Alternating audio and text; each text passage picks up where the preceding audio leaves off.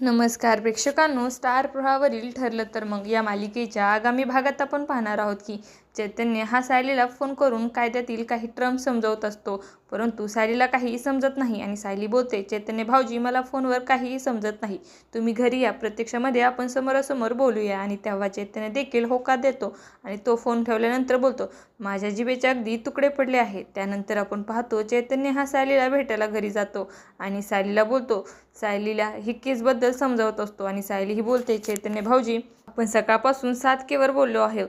तेव्हा चैतन्य हा तिला उत्तर देतो, परंतु सायली वहिनी अर्जुन हा दिवसामध्ये 15 ते 20 केस हँडल करतो आणि तो मैपतच्या केसमध्ये पुढे बोलतो, मी रमेशचे केस सावंत सरांना पाठवले आहे, लवकरात लवकर त्याचा शोध घेतील. त्याचा शोध घेतल्यानंतर आपणास समजेल की तो ट्रक रमेशकडून कोणी मागवला होता. आणि त्यावेळेस आपण पाहतो अर्जुन देखील त्या दोघांसाठी चहा घेऊन आलेला असतो आणि प्रिया ही चैतन्य व सायलीचे सर्व बोलणे चोरून ऐकत असते. आता येणाऱ्या भागामध्ये सायली आणि चैतन्य हे कशा प्रकारे रमेशचा शोध लावणार हे पाहणं खूपच रोचक ठरणार आहे. तुम्हाला जर आपला व्हिडिओ आवडला असेल तर चॅनलला लाईक, शेअर आणि सबस्क्राईब करायला विसरू नका. धन्यवाद.